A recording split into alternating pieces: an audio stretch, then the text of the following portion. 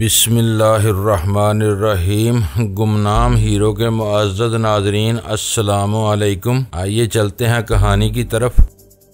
तुमने बताया था साहिल तुम्हारे पास इसराइल पहुंचने वाली है, लेकिन तुमने इसे कहीं और ही पहुंचा दिया। मैंने जहरीले अंदाज में कहा। वो टटोलने वाले अंदाज में बोला, मैंने इसे कहां पहुंचा दिया है काठमांडू? तुम्हारा दिमाग खराब हो गया है। ये खराबी तुम्हारे ही करतूतों के तफैल पैदा हुई है। मैंने तुर्की बे तुर्की कहा। वो सनसनाते हुए लहजे में पूछ बैठा, तुम्हारे पास क्या सबूत है कि मैंने साहिल को इसराइल के बजाय काठमांडू पहुंचा दिया है? सबसे बड़ा सबूत तो तुम ही हो। क्या कहना चाहते हो? मैं ये कह रहा हूँ काठमांडू वाली बात तुम ही ने मुझे बताई है। बको मत वो फंकारा, इतना बड़ा राज मैं तुम्हें क्यों कर? मैंने लाइन काट दी और अगले ही लम्हे मोबाइल फोन का स्विच ऑफ कर दिया। मेरा मकसद पूरा हो गया था। मैंने रवि को ताओ दिलाकर इसके मुंह से वो हकीकत उगलवा ली थी जिसकी तस्दीक नहीं हो पा रही थी। अब इस बात में किसी शक व शुबे का इम्कान बाकी नहीं रहा था कि मेरी साहिल इसराइल में नहीं बल्कि काठमांडू में थी। मैंने सेल को जेब में रखने के बाद ली यान से कहा, वापस चलो, काम हो गया। वो न्यूयॉर्क हाईवे 440 पर थोड़ा आगे आई, फिर वैल्यू ब्रुक पार्क के नजदीक से इसने गाड़ी को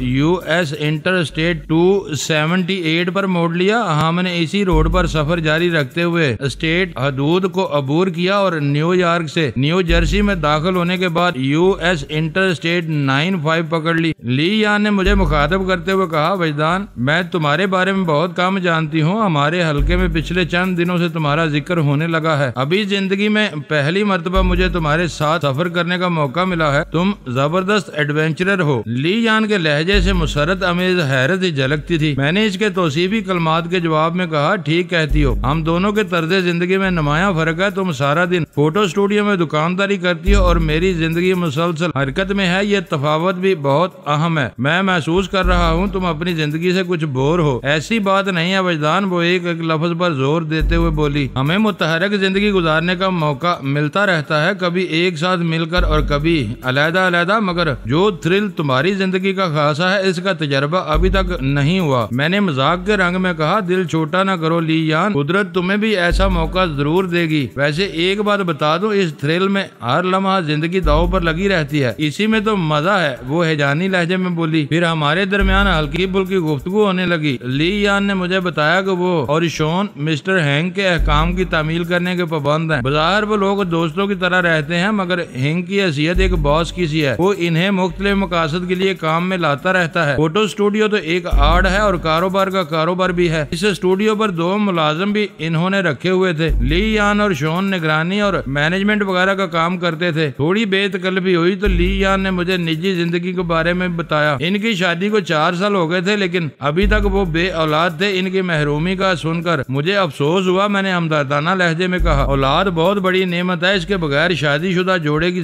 जिंदगी मुकम्मल नहीं होती। वो यकदम संजीदा हो गई और खामोशी से विंड स्क्रीन के पार देखने लगी। इसके चेहरे के तासरात बताते थे मेरी बात इसे पसंद नहीं आई थी। इसने कोई एतराज तो नहीं किया, ताहम इसका रद्द-ए-अमल बहुत कुछ जाहिर कर रहा था। जब वो मजीद 5 मिनट भी खामोश रही तो मैं पूछे बिना न रह सका, तुम अचानक इतनी संजीदा क्यों हो गई हो? कोई बात नहीं, वो मसनूई मुस्कुराहट के साथ बोली। बात तो है, मैंने कहा, अगर बताना नहीं चाहती हो तो ये अलग मसला है। इसने कहा, मैं जिंदगी के लिए औलाद को जरूरी नहीं समझती। इसके ख्यालात ने मुझे चौंका दिया। मैंने पूछा, क्या तुम्हारा शोहर शॉन भी इन्हीं नजरियात का हामिल है? जवाब देने की बजाय वो जेरी होंठ पर जुल्म करने लगी। मैं समझ गया वो किसी नफसियाती आर्जे में मुब्तला थी। मैंने कुरेदने वाले अंदाज में पूछा, तुमने मेरे सवाल का जवाब नहीं दिया ली यान। शॉन को बच्चे की बहुत शदीद ख्वाहिश है। वो जुज़बुज़ होते हुए बोली, मैं ही इसके लिए तैयार नहीं हूँ। ओह, अब मुझे शॉन की बेचारगी पर अफसोस होने लगा। ली यान ने कदरे तलख लहजे में कहा, क्या जरूरी है अपना ही बच्चा पैदा किया जाए? इसने एस्तजाबिया नजर से इसे देखा और पूछा, तुम कहना क्या चाहती हो? इंसान अपना ही बच्चा पैदा करता है और दूसरों का तो नहीं। तुम्हारी बात ने मुझे उलझाकर रख दिया है। मैं एडॉप्शन की बात कर रही हूँ। वो मेरी जानिब देखे बगैर बोली, क्या तुम कोई बच्चा अडॉप्ट करने के बारे में सोच रही हो? हाँ, मगर शॉन को ये आइडिया पसंद नहीं। इसने बुरा सा मुंह बनाया। वो अपना बच्चा चाहता है। मेरा ख्याल है इसका मुतालबा बल्कि ख्वाहिश जायज है। तुम मर्द मर्द हो ना, इसी का साथ दोगे। ये बात नहीं लियान, मैंने इस अजीबोगरीब लड़की को मुखातब करते हुए कहा। मैंने एक जायज और असूली बात की है, इसमें मर्द की तरफदारी का कोई पहलू नहीं निकलता। वो तंजिया लहजे में बोली, तुम शायद अमेरिका के बारे में ज्यादा नहीं जानते। यहाँ इन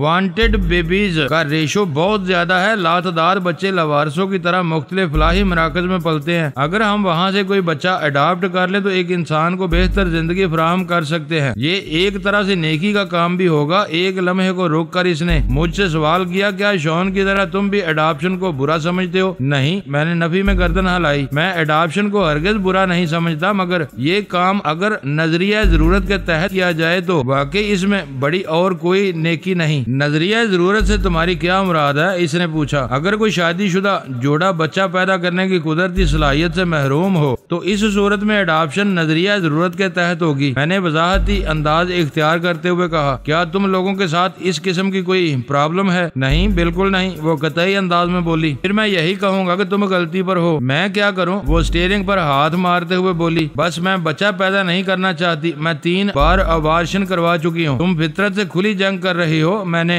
कहा, और इस जंग में आज तक किसी को कामयाबी नहीं हुई। ली यान के ख्यालात के बारे में जानकर मुझे इसकी हालत पर अफसोस और बेचारे शॉन पर तरस आने लगा। यकीनी तौर पर वो किसी नफ्सियाती पेचीदगी का शिकार थी। बाद अहल और बाद नाअहल वालिदैन औलाद की ख्वाहिश की खातिर इलाज मुआवजे पर लाखों करोड़ों लुटा देते हैं, और एक ली यान थी जो कुदरत के साथ जंग पर कमर बस्ता थी। मैंने आखिर इससे पूछ ही लिया, तुम फितरत के साथ क्यों लड़ रही हो? बस मुझे ये सब अच्छा नहीं लगता। वो विंड स्क्रीन के पार देखते हुए बोली, मैं जचगी के मराहल से गुजरना नहीं चाहती, मैं डरती हूँ। मैंने इसे इसके हाल पर छोड़ दिया। मैं कोई सोशल लेक्चरर नहीं था, इसे समझाने के लिए कोई लंबी चौड़ी धुआंधार तकरीर झाड़ देता। ली यान की अपनी जिंदगी थी, इसकी अपनी मर्जी, वो इसे जैसे भी गुजारती। अल्लाह ने वसी और इस दुनिया पैदा की है, और इस दुनिया के अंदर हर नौइयत का किरदार बसता है। इसकी कुदरत से नबर्द आजमा किरदार भी नजर आएंगे और फितरत की पैरवी करने वाले किरदार भी दिखाई देंगे। ली यान भी इसी जीती जागती दुनिया का एक किरदार थी। हम यूएस इंटर स्टेट 95 पर सफर जारी रखते हुए न्यूयॉर्क एयरपोर्ट के पहलू से गुजरे और न्यूयॉर्क के इलाके में दाखिल हो गए। जर्सी सिटी की तरह न्यूयॉर्क भी न्यू जर्सी का एक अहम हिस्सा है। इंटरनेशनल एयरपोर्ट की वजह से इसे खुसूसी अहमियत हासिल है। न्यूयॉर्क के अंदर से गुजरते हुए हमने 95 इंटर स्टेट को छोड़कर बुलास की स्काई वे पकड़ी और एक लंबा चक्कर काटकर लिंकन पार्क पहुंच गए। हम अपार्टमेंट के अंदर दाखिल हुए तो हिंग ने छूटते ही पूछा, तुम लोग दूर निकल गए थे, बहुत देर लगा दी। बस हवाखोरी का मूड हो रहा था। मैंने ली यान को मानी खेद निगाह से देखते हुए कहा, हम जरा स्टेट्स आइलैंड की सैर को निकल गए थे। States island? हिंग ने हैरत से आंखें फैलाई। तुम जिस किस्म की सूरत हालात से गुजर रहे हो, इसमें न्यूयॉर्क के किसी भी हिस्से में कदम रखना तुम्हारे लिए इंतहाई खतरनाक है। देखो, मैं सही सलामत वापस आ गया हूँ, मैंने सादगी से कहा। बहरहाल वो जल्दी से बोला, तुम्हारे लिए एक खुशखबरी है वजदान। मैं पूरी तरह इसकी जानब मतवज्जो हो गया। कैसी खुशखबरी? मैंने खटमंडू में इंस्पेक्टर शेवा से बात की है। वो जोश भरे लहजे में बोला, इस बात की तस्दीक हो गई कि डॉक्टर मोंग के साथ दन्नों को भी सिटी अस्पताल में पहुंचाया गया है। वो दोनों शदीद जख्मी है और इंतहाई निगहदाश्त के शोबे में इन्हें रखा गया है। सिटी अस्पताल पुलिस की कड़ी निगरानी में है। इंस्पेक्टर शेवा इस मिशन का निगरानी आला है। वो एक लम्हे को मुतवक्किफ हुआ, फिर बात जारी मुकम्मल करते हुए बोला, डॉक्टर मोंग या दन्नों से फिलहाल बराह रास्त बात नहीं हो सकती। हमें इनके कदरे बेहतर हो जाने का इंतजार करना होगा। इस बात की तस्दीक कैसे हुई कि डॉक्टर मोंग के साथ साहिल को अस्पताल पहुंचाया गया है? मैंने एक जरूरी सवाल किया, हालांकि मैं इस सिलसिले में पहले ही कन्फर्म हो चुका था। रबी से होने वाली वो अहम गुफ्तगू मेरे इत्मीनान के लिए काफी थी। वो लोग तो अस्पताल में अपने असली नामों से दाखिल नहीं है। विंग हिंग ने वजाहत करते हुए कहा, इंस्पेक्टर शिवा के अलावा मुझे जानूस से बात करने का मौका भी मिला है। जानूस की हैसियत खटमंडू में डॉक्टर मोंग के मेजबान की सी है। जानूस इस वक्त अस्पताल ही में था। जब इंस्पेक्टर शेवा से मेरा राब्ता हुआ, जानूस ने तस्दीक की है कि डॉक्टर मोंग के साथ जिस लड़की को अस्पताल पहुंचाया गया है, माजी में इसका ताल्लुक बुद्ध नीलकंठ की इबादत गाह से रहा है। वो वहाँ के एक बख्शू की बेटी है। ओह, मैंने एक बोझल सांस खारिज की। ये तस्दीक बड़े मुस्तनद है। फिर मैंने हिंग को रबी से होने वाली गुफ्तगू के बारे में बताया और कहा, मैं पहली फुर्सत में खटमंडू जाना चाहता हूँ। तुम इस सिलसिले में क्या कर सकते हो मिस्टर हिंग? हिंग ने शॉन की तरफ देखते हुए कहा, तुम कल शाम में यानी आने वाली शाम को यहाँ से रवाना होने वाले हो। हमने इस सिलसिले में इब्तदाई प्रोग्राम मुरतब कर लिया है, बाकी बातें अभी तय कर लेते हैं। मेरे डॉक्यूमेंट्स का क्या होगा? मैंने इसकी बात पूरी होने होने से पहले ही पूछ लिया। वो बोला डॉक्यूमेंट्स का मसला भी हल कर लिया गया है, तुम शॉन की आईडी पर न्यू जर्सी से काठमांडू तक सफर करोगे। शॉन की आईडी? मैंने चौंक कर बारी बारी हिंग और शॉन को देखा। इनके दरमियान पहले से इस मौजू पर सैर हासिल गुफ्तगू हो चुकी थी। इनके चेहरों का इत्मीनान और ठहराव यही बताता था। हिंग ने इस बात में सर हिलाया और बड़े रसान से बोला, शॉन और तुम्हारे कद काठ और सेहत में 19-20 का फर्क है। तुम्हें शॉन बनाने के लिए मुझे तुम्हारे चेहरे पर बहुत कम काम करना पड़ेगा। वो एक मर्तबा फिर थोड़ी देर के लिए मुतवक्किफ हुआ, फिर बोला, सिलसिला कलाम को आगे बढ़ाते हुए बोला, तुम दोनों एशियाई हो, इंडो पाक से तल्लक है। तुम लोगों के रहन सहन और बोलचाल में भी ज्यादा फर्क नहीं। तुम्हें शॉन की कॉपी करने में ज्यादा दुश्वारी पेश नहीं आएगी। अगर तुम कहीं अटक गए तो ली यान तुम्हारी मदद के लिए मौजूद होगी। हिंग के आखिरी जुमले ने एक मर्तबा फिर मुझे चौंकने पर मजबूर कर दिया। ली यान का हवाला इसने ऐसे दिया था जैसे वो मेरे साथ काठमांडू जा रही हो। मैंने तअज्जुब खेज लहजे में इस्तफसार किया, ली यान की मौजूदगी से तुम्हारी क्या मुराद है? जवाब देने से पहले हिंग ने एक मर्तबा फिर शॉन की जानिब देखा और इंकिशाफ अंगेज लहजे में बोला, मैंने सरे-दस्त जो प्रोग्राम तरतीब दिया है इसके मुताबिक तुम शॉन की हैसियत से अपनी बीवी ली यान के हमरा न्यू जर्सी से काठमांडू जा रहे हो और इस सफर का मकसद सियाहत के अलावा कुदरती फोटोग्राफी भी है। मैंने शॉन की तरफ देखा, इसने इस बात में सर हिला दिया। हिंग ने कहा, कितनी दिलचस्प और अजीब बात है कि दुनिया के दूसरे ममालिक के बाशिंदों को अमेरिका का वीजा हासिल करने के लिए जितनी दुश्वारियां उठाना पड़ती हैं, इसी काम के लिए अमेरिकी शहरियों को इतनी ही आसानियां हासिल हैं। सुबह शॉन ली यान के साथ नेपाल के वीजे के लिए कोशिश करेगा और मामूली सी कार्रवाई के बाद इन्हें वीजा जारी कर दिया जाएगा। टिकट का बंदोबस्त भी कोई मसला नहीं, बुद्धा की मर्जी हुई तो शाम से पहले पहले तमाम तैयारियां मुकम्मल हो जाएंगी। हिंग और शॉन ने हमारी गैर मौजूदगी में बड़ा जानदार मंसूबा बनाया था। मेरी ली यान के लिए भी ये एक इंकिशाफ की हैसियत रखता था, इसलिए मैंने इससे दरियाफ्त किया। तुम इस सिलसिले में क्या कहती हो ली यान? मैं बहुत सनसनी महसूस कर रही हूँ, वो दोनों हाथों की मुट्ठियां भींचते हुए बोली। हिंग ने कहा, ये भी काफी दिनों से स्टूडियो में बैठे बैठे बोर हो रही थी, इसी बहाने इसे भी हाथ पांव खोलने का मौका मिल जाएगा। हिंग ने हाथ पांव खोलने के अल्फाज इस अंदाज में अदा किए थे कि मैं पूछे बिना न रह सका, क्या ली यान यहाँ हाथ पांव बंद किए बैठी थी? तुम्हारी तरह ये भी मार्शल आर्ट्स जानती है। हिंग ने एक और इंकशाफ किया। मैं तारीफी नजर से ली यान को देखने लगा। वो बोली, वजदान, किसी मिशन में तुम्हारा साथ देकर मुझे बड़ी खुशी होगी और ये मेरे लिए एक नया तजर्बा भी होगा। और शॉन का क्या होगा? बेसाख्ता मेरे मुंह से निकला। मेरे इस सवाल का असर साहब ने बहुत मुख्तलिफ लिया। थोड़ी देर पहले न्यूयॉर्क से न्यू जर्सी की तरफ आते हुए मेरे और ली यान के दरमियान जिस नौयत की गुफ्तगू हुई थी, इसके पेश नजर शॉन बेचारा बहुत मजलूम नजर आता था। ली यान ने गैर फितरी रवैया बल्कि जिद ने शॉन को एक अजाब में मुब्तला कर रखा था। हर शौहर की ये ख्वाहिश होती है कि वो बाप बने, हर बीवी भी यही चाहती है कि वो माँ बने, लेकिन इन दोनों मियाँ बीवी के दरमियान अजीब सी कशमकश जारी थी। ली यान किसी बेआसरा बेसहारा बच्चे की अडॉप्शन के लिए तो तैयार थी, मगर अपनी कोख को हरी करने के लिए तैयार नहीं थी। वो एक अजीबो गरीब नफ्सियाती खौफ में मुब्तला थी। इस मौजू पर हमारे दरमियान बड़ी मुख्तसर और अधूरी बात हुई थी। अब हमें एक साथ चंद दिन गुजारने का मौका मिल रहा था। मैंने अपने दिल में ठान ली कि इसकी ब्रेन वॉशिंग जरूर करूंगा। इसने अपने जहन में जो ख्वाह मुख्वाह के अंदेशे पाल रखे हैं, इन्हें दूर करके ली यान को शॉन की तरफ रागब करने की कोशिश करूंगा। सब ने चौंक कर मेरे सवाल को जुदा जुदा तनाजर में महसूस किया था, इसलिए इनका जवाब भी एक दूसरे से मुख्तलिफ था। ली यान ने शरारत अमेज लहजे में कहा, शॉन मुझसे बेपनाह मोहब्बत करता है, ये बेताबी से मेरी वापसी का इंतजार करेगा। हिंग बोला, मैंने फोटो स्टूडियो से इसे चंद रोज के लिए छुट्टी दे दी है, ये पूरी तवज्जो से वसीम की तीमारदारी करेगा। स्टूडियो के मामला को मुलाजमीन संभाल लेंगे, वो बरसों के आजमाए हुए तजर्बाकार मुलाजमीन है। जब तुम मिशन से कामयाब लौटोगे तो वसीम तुम्हें सेहतमंद और चाको चौबंद मिलेगा। शॉन ने कहा, वजदान, ली यान का बहुत ख्याल रखना, ये एक इमानत के तौर पर तुम्हारे साथ जा रही है। Don't worry. मैंने इसका शाना थपथपाया। वापसी पर ये तुम्हें पहले से ज्यादा सुधरी हुई मिलेगी। मैं इसके दिमाग को टेढ़ निकालने की भी कोशिश करूंगा। ये तुम्हारी इमानत और मेरी रहबर है। हिंग ने एक तवील जमाही लेते हुए कहा, बातें बहुत हो चुकी, अब नींद पूरी करना चाहिए। सब लोग अच्छे बच्चों की तरह अपने बिस्तर पर पहुंच जाएं। मैं खामोशी से उठा और इस बेडरूम में आ गया जहां वसीम मौजूद था। ये रात मुझे इसी बेडरूम में गुजारना थी। आइंदा रात हवाई जहाज में गुजरने वाली थी। इन लम्हात में शायद कुदरत मुझ पर मेहरबान हो गई थी। कोई ऐसा शख्स जो NYPD और FBI का मतलूबा हो, वो इतनी आसानी से अमेरिका छोड़कर कहीं नहीं जा सकता, जैसा बंदोबस्त मेरा हो गया था। हिंग की जहानत और तजर्बाकारी की दाद देना पड़ी। इसने ली यान को मेरे मेरे साथ करके मिशन को हर किस्म के खतरे से पाक कर दिया था। शॉन और लियान अमेरिकन नेशनल थे और कई मर्तबा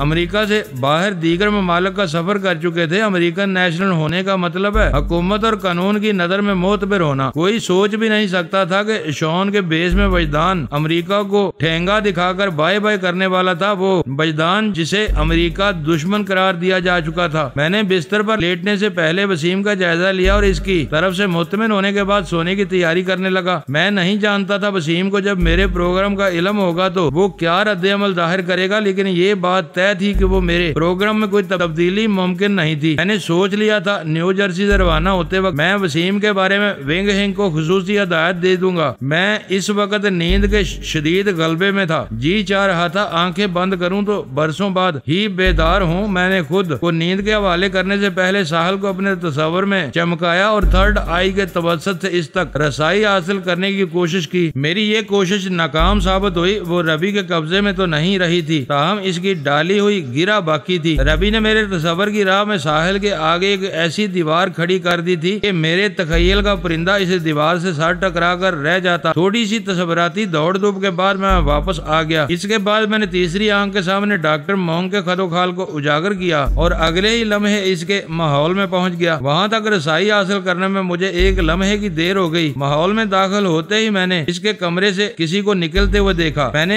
यूनिफॉर्म से पहचाना वो कोई नर्स थी। मैं इसका चेहरा नहीं देख सका था, इसलिए इसका सरापा मेरी याददाश्त में महफूज न हो सका, वरना मैं इसके साथ चिपक कर कमरे से बाहर निकल जाता। मुमकिन है वो डॉक्टर को अटेंड करने के बाद साहिल की तरफ जाती। इस तरह मैं साहिल का दीदार करने में कामयाब हो जाता। अगर ऐसा नहीं हो सका था मैं डॉक्टर वाले कमरे ही में रहा और इसकी कैफियत को समझने की कोशिश करने लगा। वो इस वक्त जाग रहा था और खुली हुई आंखों से कमरे की छत को देख रहा था। इसके चेहरे और आंखों में मुझे इत्मीनान और सुकून नजर आया, जिससे मैंने अंदाजा लगाया कि फिक्र वाली कोई बात नहीं। जब मैं इसके पास पहुंचूंगा तो वो अपने कदमों पर खड़ा होकर मुझसे मुआनका करेगा। मजीद 5 मिनट तक सिटी अस्पताल काठमांडू के कमरे में रुकने के बाद मैं वापस लिंकन पार्क न्यू जर्सी के अपार्टमेंट में हाजिर हो गया। साल तक पहुंचने का तस्वर बड़ा सनसनीखेज था। ये भी अजीब इत्तेफाक था कि वो पहली मर्तबा मुझे काठमांडू के मुज़ाफात में मिली थी और दूसरी बार भी काठमांडू ही में मिलने वाली थी। मैंने काठमांडू में अच्छा खासा वक्त गुजारा था और वहाँ निहायत ही संगीन और पुरअसरार वाक़यात से मेरा वास्ता पड़ा था। इस वक्त नेपाल के बारे में सोचते हुए कई चेहरे तस्वर की निगाह के सामने डूबने उभरने लगे। इनमें दोस्तों और दुश्मनों के चेहरे शामिल थे। इंस्पेक्टर आजम खान, इंस्पेक्टर बरिंद्रा ने मेरा बड़ा साथ दिया था। शोभा, बिमला,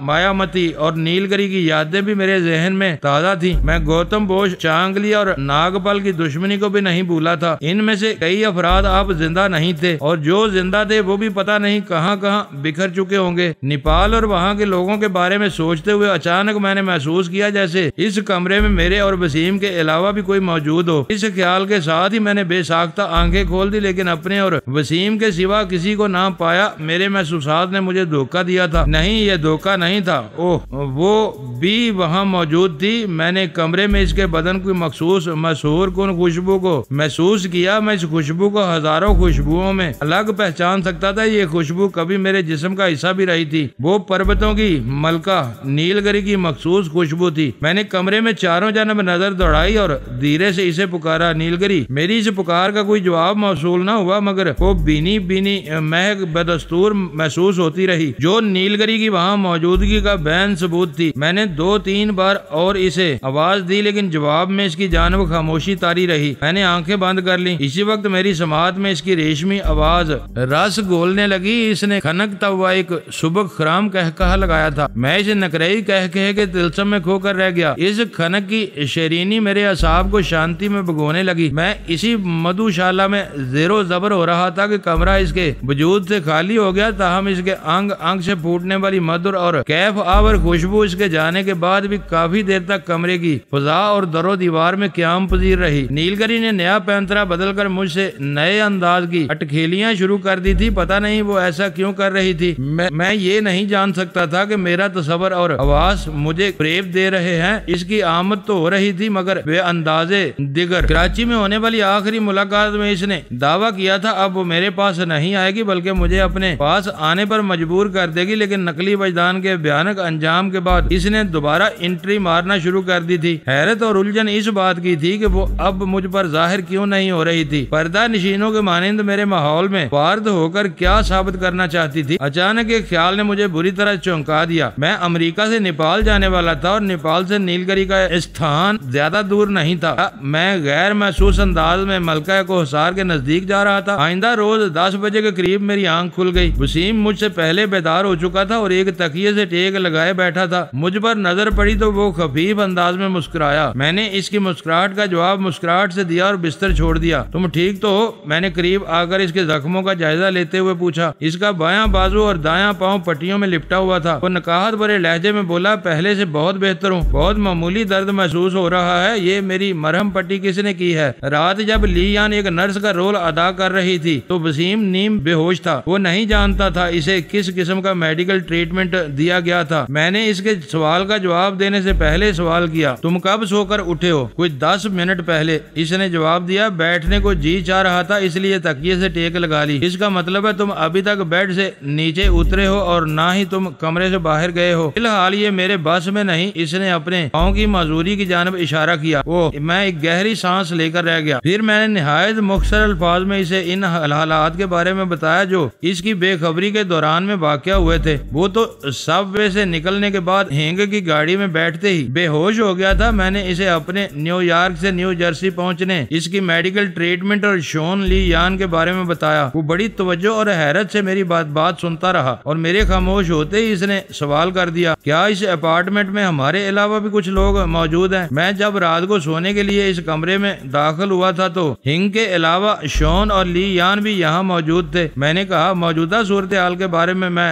देख कर ही बता सकता हूँ। खामोशी और सन्नाटे से तो ये महसूस होता है हमारे सिवा कोई जीरो इस अपार्टमेंट में मौजूद नहीं। वो जख्मी पाँव वाली टांग को दराज करते हुए बोला। मैंने कहा, मुमकिन है वो लोग अभी तक सो रहे हों। सुबह 5 बजे तक तो हम जाग रहे थे। एक लम्हे के तवक्कुफ से मैंने इससे पूछा, तुम्हें वॉशरूम जाना हो तो मैं सहारा दे दूं। मैं थोड़ी देर बाद वॉशरूम जाऊंगा, इसने कहा, और मेरा ख्याल है मैं किसी सहारे के बगैर थोड़ा लंगड़ा कर चल ही लूंगा। मैंने कहा, तुम्हारे पाँव की हालत ठीक नहीं, फिलहाल तुम्हें बहुत ज्यादा एहतियात की जरूरत है। मेरा सहारा नहीं लेना चाहते तो दीवार को पकड़कर वॉशरूम तक चले जाना। इसने मनूनियत भरे अंदाज में सर को असबाती जुम्बश दी। मैंने एक अंगड़ाई ली और फ्रेश अप होने के लिए वॉशरूम में घुस गया। 10:30 बजे तक हम दोनों नाश्ते के लिए तैयार हो चुके थे। मैं वसीम को बेडरूम में छोड़कर बाहर निकल आया। अपार्टमेंट के बाकी दोनों बेडरूम्स और सिटिंग रूम मुझे खाली मिला। इस बात पर मुझे हैरत भी हुई। पता नहीं वो लोग हमें यहाँ छोड़कर जहाँ चले गए थे। किचन की जानिब से खटपट की आवाज पर मैं चौंका और बेसाख्ता मेरे कदम इस तरफ उठ गए। ली यान किचन में मौजूद थी और इसकी कार्रवाई से अंदाजा हुआ वो हमारे लिए नाश्ता बनाने में मसरूफ थी। मुझ पर निगाह पड़ी तो वो चहक उठी। Good morning. मॉर्निंग। मैंने इसके सलाम का जवाब दिया और पूछा, वो दोनों कहाँ चले गए? वो मेरा इशारा समझ गई। बोली, मिस्टर हिंग तो इसी वक्त ही चले गए थे। शॉन 1 घंटा पहले तैयार होकर स्टूडियो की तरफ गया है। हिंग ने कुछ बताया कि वो कहाँ गया है? नहीं, इसने मुख्तसर सा जवाब दिया। मैं समझ गया वो इस सिलसिले में डिस्कस नहीं करेगी। मैंने कहा, अपार्टमेंट में फैली हुई खामोशी से तो मैं यही समझा था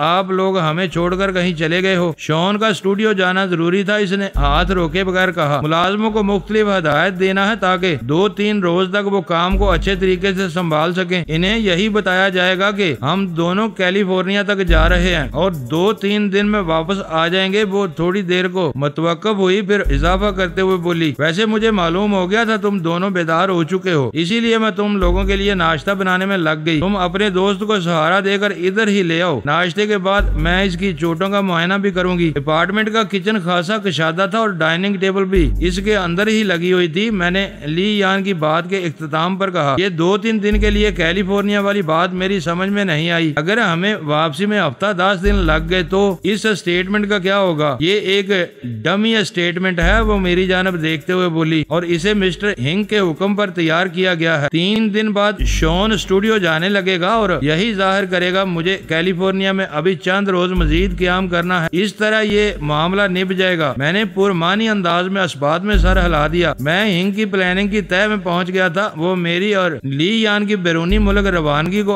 आम लोगों से खुफिया रखना चाहता था। मुझे पकड़ने और अमेरिका से ना निकलने देने के सिलसिले में आला सतह पर जो भी चाराजोई की जा रही थी वो हिंग की प्लानिंग के सामने नकारा हो जाती। शॉन और इसकी बीवी ली यान इंतहाई कानूनी अंदाज में न्यू जर्सी से काठमांडू खटमंडू जाने वाले थे ये ऐसा ही था कि वो हसास तरीन अमेरिकन कवानीन और NYPD FBI वालों की आंखों में धूल झोंकने वाले थे। हम नाश्ते से फारग हुए तो 11 बजने वाले थे। वसीम ने इस अंदाज में मुझे देखा जैसे अचानक इसे कोई अहम बात याद आ गई हो। क्या हुआ? मैंने इस्तफसार किया। यार वजदान, आज तो 28 जनवरी है। वो जोश भरे लहजे में बोला। 28 जनवरी है? तो मैंने उलझन भरे अंदाज में इसे देखा। वो बराई हुई आवाज में बोला, इस वक्त पाकिस्तान में रात के 9:30 बजे होंगे, यानी वहाँ सूरज गुरूब हुए काफी वक्त गुजर चुका है। मुझे उम्मीद है ईद का चांद नजर आ गया होगा। इसका आखिरी जुमला सुनकर मेरे वजूद में सनसनी सी दौड़ गई। ईदैन वगैरह हमारे बड़े त्योहार हैं और इनकी खुशी भी मुनफरद हैसियत की आमल है। आप पाकिस्तान में हो या पाकिस्तान से बाहर, खुशी के इन जज्बात को महसूस किए बिना रह ही नहीं सकते। लेकिन जो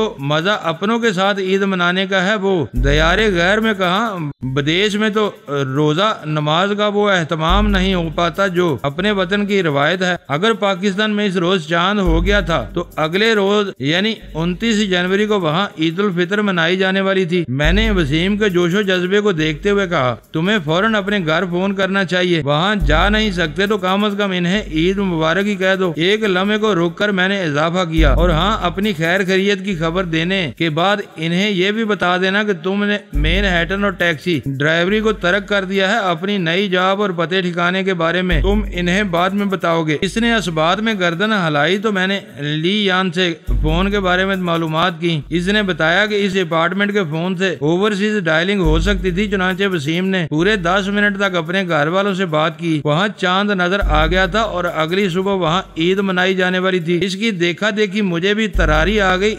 ईद खुशी का एक बहुत बड़ा मौका है। अब और अपनों से दूर बसने वालों को इसकी अहमियत का कुछ ज्यादा ही एहसास और कदर होती है। पाकिस्तान में मेरे भी बहुत से खैर ख्वाह मौजूद थे, मगर मैं अपने हालात के पेश नजर फर्दन सब से बात नहीं कर सकता था। चुनांचे मैंने सिर्फ एक नुक्ता नाम को सर्कल किया और इसके घर का नंबर डायल करने लगा। मेरी मतलूबा आवाज हेलो की सूरत में समाज तक पहुंची तो मैंने बेइख्तियार कहा, सदफ चांद रात मुबारक हो और ईद की भी पेशगी मुबारकबाद कबूल करो। ओह वजदान, इसकी हैजान भरी आवाज मुझे सुनाई दी। तुम कहाँ गायब हो? मैंने कहा, तुम्हारे कान में बोल रहा हूँ, क्या मुझे विश नहीं करोगी? तुम्हें भी बहुत बहुत ईद मुबारक हो। वो जज्बात से लबरेज आवाज में बोली। मेरे फोन का कॉलर ID डायल USA का कोई नंबर शो कर रहा है। मैं नहीं जान सकती कि तुम किस स्टेट में हो, अलबत्ता एरिया कोड 732 लिखा हुआ आ रहा है। 732 न्यू जर्सी स्टेट का एरिया कोड है और मैं जर्सी सिटी से बात कर रहा हूँ। मैंने ठहरे हुए लहजे में कहा, न्यू जर्सी का दूसरा एरिया कोड 609 है। तुमसे बात करना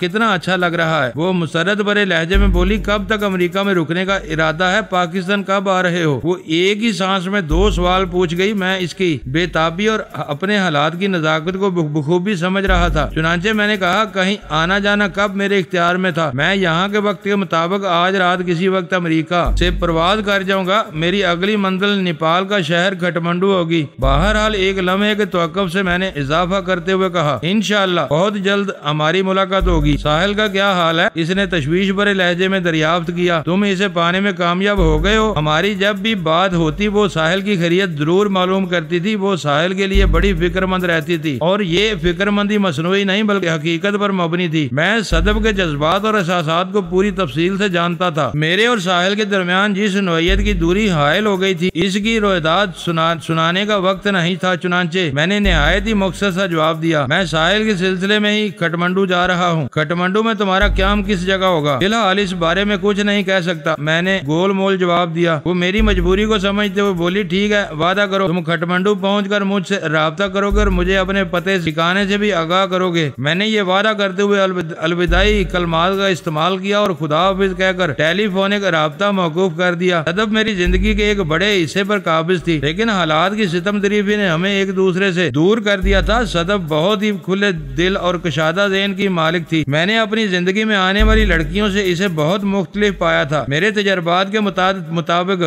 सदफ एक ऐसी लड़की थी जो मेरे मसले को जानती थी और ये बहुत बड़ी बात थी। बाज इंसान सारी जिंदगी एक साथ गुजार देते देते हैं मगर एक दूसरे के मसले को समझ नहीं पाते। इसके हल करने की बात तो कहीं आगे की है। हम फोन से फारग हुए तो लीयान वसीम की चोटों के मुआयने में मसरूफ हो गई। बाजू वाले जख्म पर इसने नई बैंडेज की और कहा खून का रिसाव रुक गया है। मैंने जो नई पट्टी बांधी है इसे 2 दिन तक खोलने की जरूरत नहीं। आजकल मौसम खासा ठंडा है, लिहाजा फिक्र की कोई बात नहीं। टखने की चोट के बारे में क्या कहती हो? मैंने इस्तफसार किया। वो बोली मैं महसूस कर रही हूँ एक्सरे की जरूरत पेश नहीं आएगी। बरम में खासी कमी वाक़या हुई है। अगर फ्रैक्चर वगैरह का मसला होता तो अब तक सूजन और भी बढ़ चुकी होती। बहरहाल हफ्ता भर तो इसे आराम करना ही होगा। हमारे जाने के बाद शॉन बआसानी इसकी देखभाल कर लेगा। लीयान के आखिरी जुमले पर वसीम ने चौंक कर मुझे देखा। अभी तक मैंने इसे अपनी खटमंडू से रवानगी के बारे में कुछ नहीं बताया था। वो पूछे बगैर न रह सका। वजदान आप लोग कहीं जा रहे हो? मैंने इस बात में गर्दन हिला दी। कहा? इसके लहजे की हैरत 2 चांद हो गई। मैंने कहा अभी बताता हूँ।